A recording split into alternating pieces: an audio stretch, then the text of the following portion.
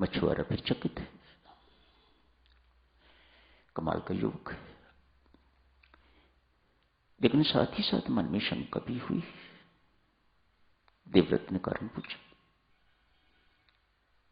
कि मेरे व्रत पर शंका है आपको? नहीं, आपके व्रत पर शंका नहीं है। जो आपने व्रत लिया है आप उसका पालन करोगे, जरूर करोगे। शंका किस बात की? तूने तो राज्य का अधिकार छोड़ दिया, तेरी संतान आगे इस अधिकार का मांग करेगी तो उसी वक्त देवियों, सज्जनों, देवव्रत ने कहा, 10 दिशाओं को हाजिर नाजिर रख के, साक्षी रख के, देवव्रत आपसे प्रण करता है कि आजीवन ब्रह्मचारी रहेगा। देवव्रत ने अखंड ब्रह्मचर्य का व्रत ले लिया। कभी ब्रह्मचर्य को भंग नहीं करूंगा, इस भीषण व्रत पर देवताओं ने फूल वर्षा की। देवव्रत का नाम भीष्म पड़ गया। ऐसा भीषण व्रत कोई आसान बात नहीं है। न पहला व्रत ही आसान, न दूसरा व्रत ही आसान, दोनों ही देवव्रत ने निभाए और नाम पड़ गया भीष्म। भीषण व्रत के, भीषण टेरिबल व्रत, भीषण व्रत के कारण देवव्रत का नाम भीष्म पड़ गया। और स्वामी जी महाराज ने उसी भीष्म पितामह की चर्चा की है। बहुत कुछ इनके बारे में दिव्य सज्जनों आप जानते हो। अपनी मृत्यु को मंगलमय बना लिया। संत महात्मा कहते हैं भीष्म पितामह को कि मृत्यु देखने के लिए देवी देवता, संत महात्मा, ऋषि मुनि, बहुत से लोग इकट्ठे हुए हैं। कैसी मांगलिक मृत्यु, जिसके मरण को देखने के लिए समझिएगा संसार इकट्ठा हो गया। सारे के सारे देवता धरती पर उतर आए हैं या आकाश में देख रहे हैं भीष्म पितामह कैसे मरने जा रहा है। आपको बहुत अच्छी तरह से पता है,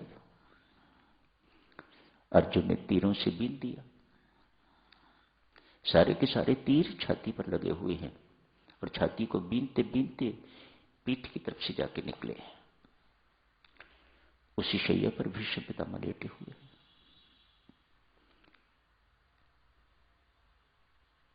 माधव सभी पांडवों को लेकर तो भीष्म पितामह के पास पहुंचे। वायदा किया हुआ था अंत समय में आऊंगा। अपना वायदा निभाने के लिए माधव इन सबको लेकर वहां पहुंचे। सिर लटक रहा था। अर्जुन ने तीर मारा एक और तकिया बना दिया। पूरा का पूरा शरीर वानों की शैया पर भीष्म पितामह का। प्रणाम माधव, प्रणाम पितामह। सबने चरण वंदना की।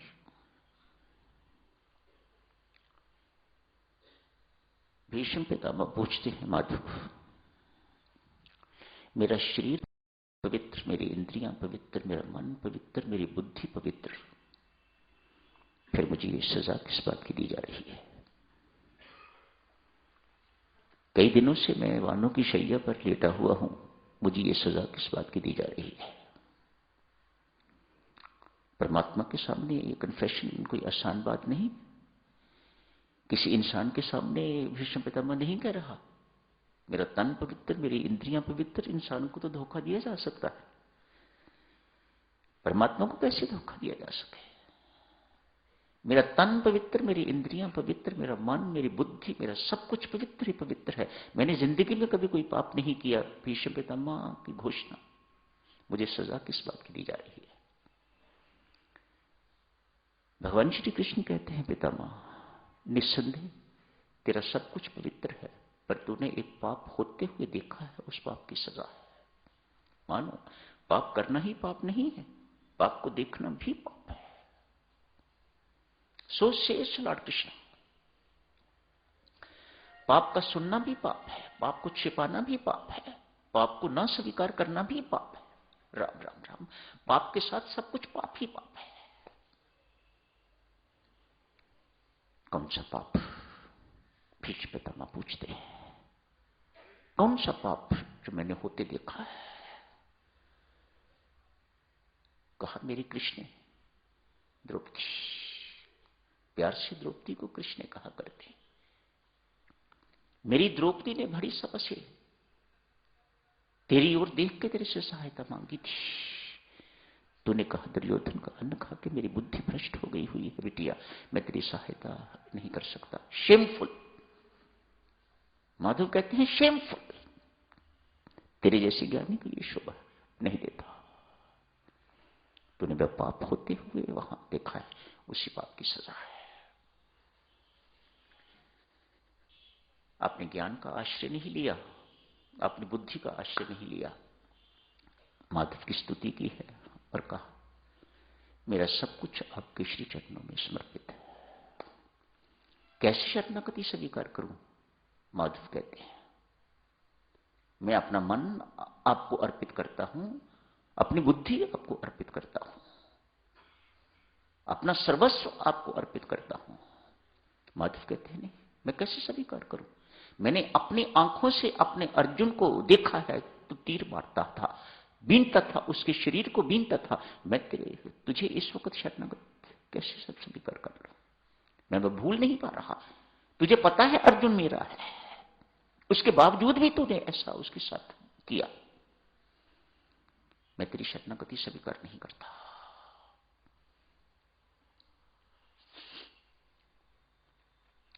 संसार जानता है माधव, मेरा शरीर ही कौरवों के साथ था, मन बुद्धि, वेरी इंटेलिजेंट पर्सन, ज्ञानी व्यक्ति भीष्म पितामह कोई छोटी मोटी हस्ती नहीं थे। मन और बुद्धि के साथ तो मैं हमेशा इन्हीं के साथ होता था, और मन ही मन यही कामना भी करता था, विजयी भव। मैंने आशीर्वाद भी दिया था। युधिष्ठिर मेरे पास मत्था टेकने के लिए, प्रणाम करने के लिए आया था, तो मैंने उसे कहा था, विजयी भव। उसे आशीर्वाद, मेरा आशीर्वाद अमोघ, मेरा आशीर्वाद वृथा नहीं जाता। भगवान सब सुन के मुस्कुरा रहे हैं, उन्हें पता है सब चीज का। पूछते हैं, मैं मानता हूं। कहते हैं, मैं मानता हूं, पर तो शरीर से पांडवों के साथ क्यों नहीं हुआ? यहां देवी सचन बहुत सुंदर उत्तर देते हैं ज्ञानी भीष्म पितामह। शायद इसी उत्तर को सुनने के लिए इतनी लंबी चौड़ी वार्तालाप भगवान ने की। कहा, माधव, शरीर भी यदि मेरा पांडवों के साथ होता, मानो आपकी तरफ होता, तो फिर आपके नित्य दर्शन मुझे कैसे होते? कौरवों के पक्ष में था तो इतने दिन तक नित्य आपके दर्शन होते रहे, जब तक मैं घायल नहीं हुआ। भगवान गदगद हो गए तो बहुत प्रसन्न हुए, बहुत प्रसन्न हुए भगवान। भीष्म पितामह को लगा मुझे स्वीकार कर लिया है।